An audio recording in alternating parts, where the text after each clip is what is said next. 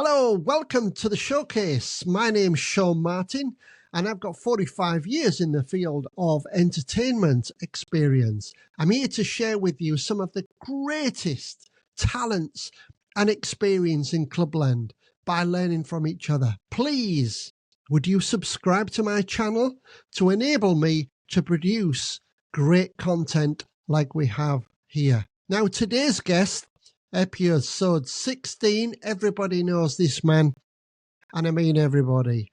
Ladies and gentlemen, would you say hello to Mr. Terry Bell? Hello, Shaun. How are you?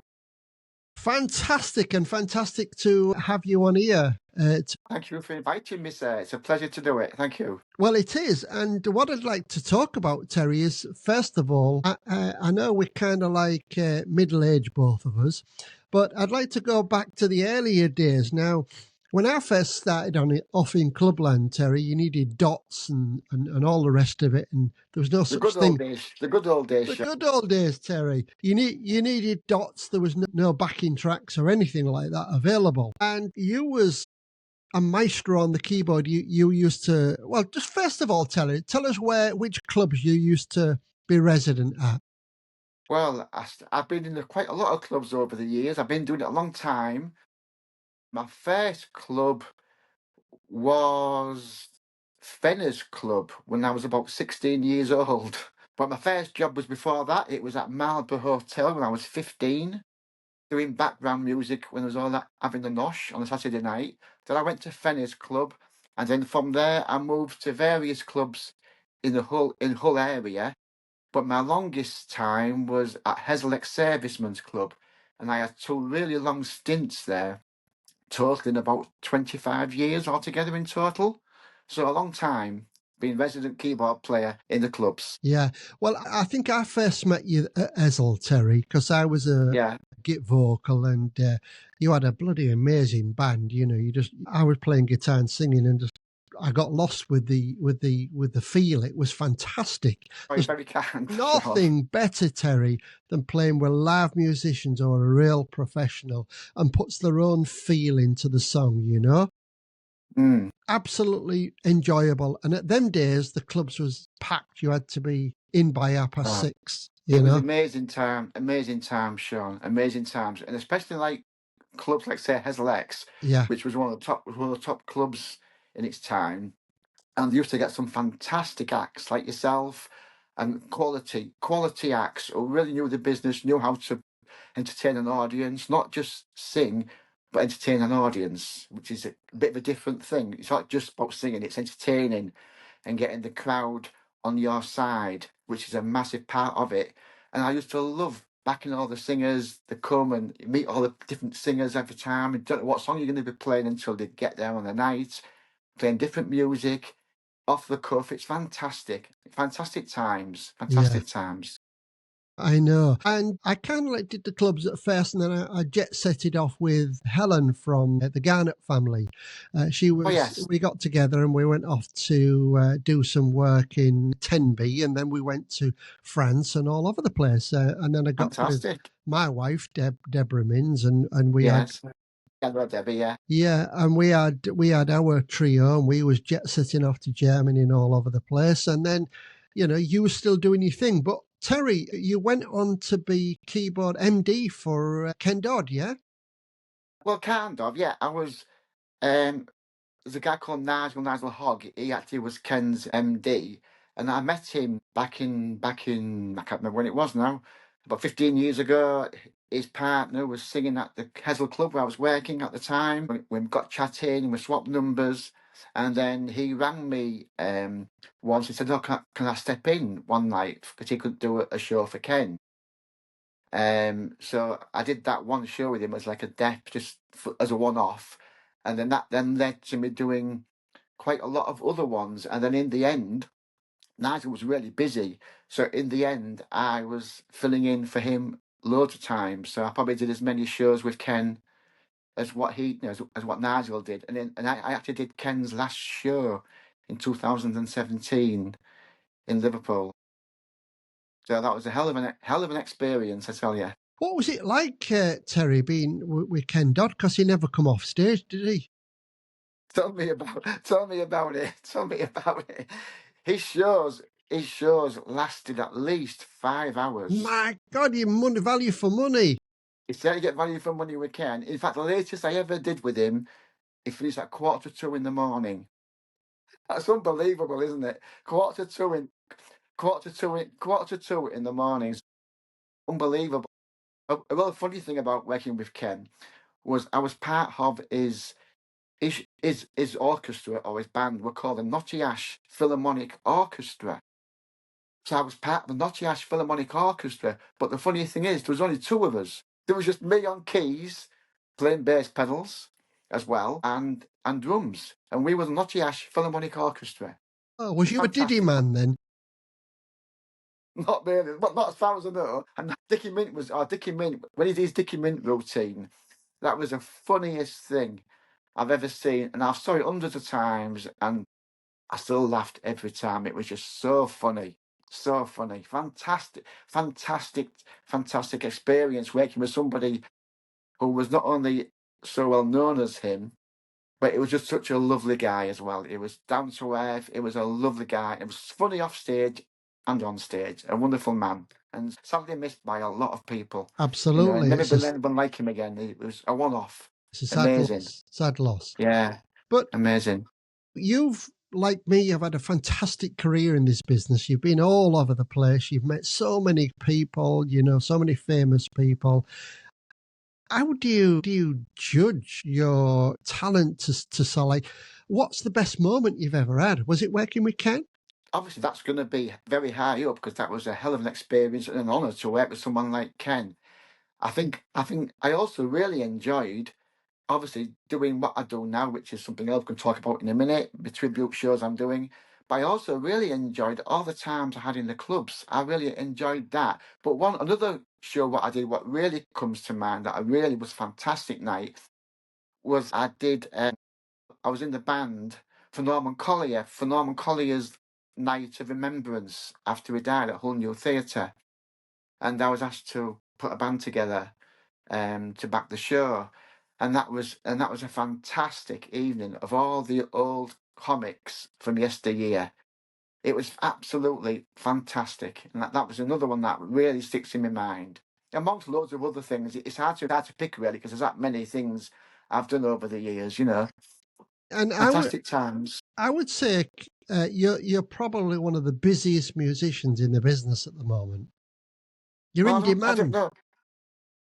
It's probably I'm just cheap. That's why I get a lot of work. Yeah. I mean, I have the pleasure of being in a band with you, Breakthrough, but we'll talk about that in a moment. Tell us about your current project, Terry, with Pete. Well, I work in a few tribute shows at the moment, theatre tribute shows. But the main one is the Rod Stewart Songbook, which is as it's a Rod Stewart tribute show, and we do theatres all over the country. And we've got about 42, 43 bookings this year so far, and it's going very well. We'll go all over the country. Rod Stewart Songbook, it's fantastic. You do So some that's my miles. main. That's what I do a lot of miles, yeah. So that's my main one. But I work with other tribute shows as well. Monkeys or Hollies, and Elvis, and Neil Diamond, and 80s. And I also dep as well with other shows as well. Which I enjoy doing. I really enjoy the variety. I really enjoy the variety doing different things. That's what I think I miss about not being resident at a club, is that there was so much variety where if you're in a band, however good it is, you're playing the same set, or you might change a few songs. But where if you do like the variety, I enjoy the variety of being in different bands, working with different people, meeting new musicians. It's fantastic. It's a great time, And even though I'm knocking on a bit now, I still, really, really enjoy doing it. Well, as you know, I'm in Thailand, and last year I came back to the UK for a short while, and I got the opportunity of seeing yourself with the Rod Stewart at Willows Club. That's right. Yes, we did. Yeah, it was at Willows. God. Yes, that's right. Yeah. Terry, I was just gripped because all the musicians, are they from Hull? Well, there's a funny thing because when I first joined the band about 5, 6 years ago, there was only me from Hull. But then as the other people have moved on, and for whatever reason, we've got replacements in, and I've managed to get the people in that I know and respect and want to work with. So the band now is all from Hull, apart from Pete, who is the Rod Stewart, the main man, and he's from Worksop. So who you got with you? Phil? Obviously, there's so it's Phil Houghton on drums, Wow. Gary O'Neill on bass, Nigel Ward on sax, Phil Proctor on guitar, myself, and of course Pete McCall is Rod Stewart. It's fantastic. And it's all totally live. There's no... That's another thing. A lot of tribute shows that are doing the theatres, the vast majority of them have click track, like backing tracks, to enhance the sound. But we don't. We play totally 100% live, which not a lot of them don't do that.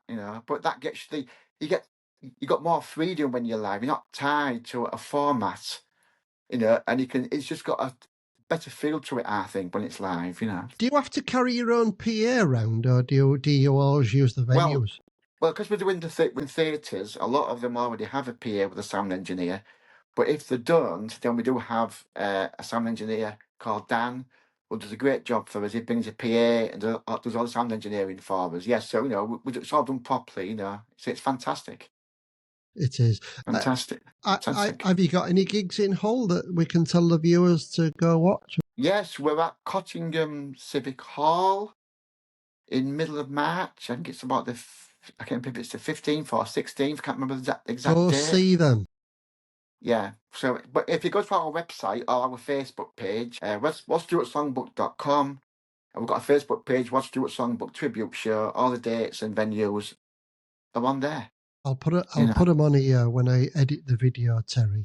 Thank you, Shaun. It's my pleasure. And do you use an agent with Pete, or I think that's something that you're doing now? Is that correct? Yeah, that's a funny thing. When we first started off, we were using a couple of agents, and they got us a few gigs, but we didn't have many in our first year. So then I said to Pete, "Well, I've not done it before, but I'll see if I can get us a few gigs." So then, as time's gone on, I have now become the main agent, if you like, or promoter for the show, and the majority of the shows that we've got this year is what I've now got. So I've now set myself up to make myself more official. I'm now called TFB Entertainment. Wow.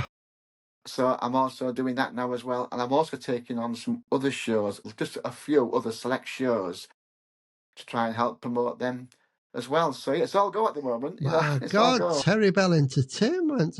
And as, of course you're making more money because there's no commission, to pay the agents and things. That's right, yeah, because that's a big thing. Obviously, you have to pay the agent for doing what they do, so that saves us some money. If I can do it, it saves the band a bit of cash, Do you ever book? Well. Do you ever book? Somebody to come on before you, or like what they call it? Warm-up, you mean? Do you ever warm-ups?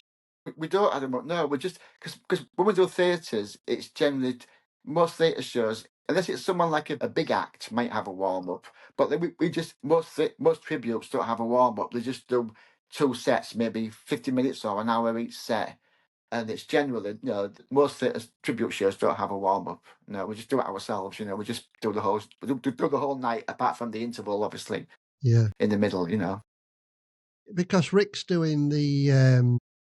He is. He's doing his Neil Diamond, isn't he? He is. God, it's awesome. You want to see? Yeah, he's really good, isn't he? You want to see a show reel? Yeah, it's just awesome. It's fantastic. Yeah, he's doing really well. Yeah. I've just had the pleasure of doing a podcast with Rick, and it was really good. Emotional. Yeah, I haven't got them to look at it, but I will watch it as soon as I get. when I get a chance. I've watched some of the other ones that you've done, they're really good. Yeah, really interesting. Really interesting. That's what it's all about, Terry, and we're learning from each other. That's right. You always learn. You're always learning all the time, aren't you? Non-stop, Terry. Now I want to talk about how me and you are connected now, because I don't just contact you for no reason. We're in regular contact we are regular contact, yes. Because I'm in my studio here and I'm writing songs. Okay, I'm not a brilliant songwriter. I'm by far not a brilliant musician, but don't put yourself down, Shaun. Don't put yourself down. I don't know. I'm not. Okay. Thank you for that, Terry. But the whole process of me writing my songs here, I give them to you, and then you put your magic to it, Terry. Correct? Well, you give me the start of the song as you interpret it, and then I just love original music. It is just nothing like been involved with writing and doing original songs. So I tend to try and enhance what you give me and add other bits to it and add a middle eight to it, or maybe change the verse or add a verse and just make it, which I think, trying to improve it as best as I can. And then once that's done, and then it gets handed over to Chris, who's absolutely amazing in the production side of things. Chris Brown. Chris Brown. And not only is he a phenomenal guitarist, but he's an amazing producer, and he just knows what we need to do. And he's recording. He's just got a recording thing in his house, and he does a fantastic, amazing job in producing the songs to make it sound as good as they can. He's a perfectionist, Terry. He is a perfectionist, absolutely a perfectionist, and that's the way it needs to be. It needs to be not just that'll do it; has to be as good as it can possibly be. Yeah. And some of the songs we've done sounding fantastic, aren't they? They're bloody awesome, aren't they, Terry? Awesome, absolutely awesome. I don't know where I get the inspiration from. They sound awesome, don't they? I think we're all a great team. We all add, and then there's the guys in the band as well, and everybody adds something to it, and it's just a fantastic. What we do, I think, is fantastic. We launched with a Christmas song that I wrote, and Mike Cable, who is a good friend of mine, he said, it's better than the Slade song, Wow. And he's he's a brilliant musician. He's played with some famous people. I don't know if you know Mike Cable, but he said, that Christmas song that we wrote is just unbelievable. Why is it never number one? Well, I'll tell you why it's never number one. I'll tell the viewers there's no record companies anymore. There's no management companies anymore. All they want to do is put boy bands together or girl singers. We ain't got a chance as aging musicians. It's so difficult. So it's all money based, Terry. If you buy yourself into the social media, so you have to have an amazing presence on social media, and that is in itself is hard work. And if you want to promote yourself, it's money, money, money, money. Now, if I had 60, 70 grand, Terry, our record would be number one because I'd buy it to be number one. It's all about promotion, isn't it? And getting in, that's it, and contacts and building up the following and all that. It's totally different to how it used to be, isn't it? Absolutely. Different. And in our band, we've got Ken Opie, who's fantastic drummer. Yeah. We've got Matt Bishop, who's a bass unbelievable. Amazing bass player, yes. I know it's why do these people? It's a great band, isn't it? And then Claire, fantastic Claire singer. Pierce. It's just an amazing band, isn't it? It's just an amazing band, It must be magic, or it must be something that's pulled us together, Terry. Because I never ever thought Chris had work with me. I thought Mal's too good for me, and I never thought you would. Yeah, but that's how I felt, Terry. I'm so honoured to be working with such professional musicians. Likewise as well for us, Shaun. Likewise for me to be working with you and doing what we're doing, writing the songs we're doing. Well, I think we're a great team the way we write the songs together, and then the guys, Chris and do what he does, and everybody else. It's just a fantastic team. It's a team effort, isn't it? We all contribute, and you're a big part of that. Thank you, Terry. Appreciate your kind words, Terry. Hopefully there's going to be a lot of budding singers that are just starting off in the business or bands or whatever, things like that. What advice would you give to these people? Well, it's very different now, isn't it? It's totally different. I mean, years ago, there was so much work in the working men's clubs, which was a great place. It's a great place to learn and get experience. And unfortunately, that's all gone now. The majority of it has gone. There's no bands anymore in any of the clubs, or hardly any of the clubs. But there are some clubs going, but nowhere near as many. But there still have acts coming, with backing tracks. And that's the way it is now, unfortunately. That seems to be the main way. It is backing tracks, not having live music. That's all gone, unfortunately, which is a right shame. So there's still the work there, isn't there? A lot more pubs now are doing music as well for singers. So it's probably just to try and get yourself an agent, maybe, who can get you some of the bookings, and also contact venues like the pubs, especially the pubs. You can contact a lot of pubs yourself as a singer, explain who you are, go and see them, and you can get a lot of bookings as a singer doing that way. And the good thing is they do give you a chance, Terry. That's right. I'll give you a chance. Yeah. If you went to Sutton Fields and said, I'm this singer, I've just started up, I've been going a while. Okay, I'll give you a booking, maybe only 50 quid, but it gets you there, Terry. Yes, that's right. It's all about getting in there and building up your reputation. It's so important. And getting contacts. Yeah. Contact was the main thing. Getting contacts and building up a good reputation. And then it takes a long time.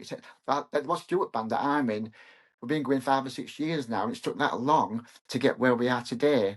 And we've got a long way to go yet, but we've come a long way in that time. And it just takes a lot of time, It does. A lot of time.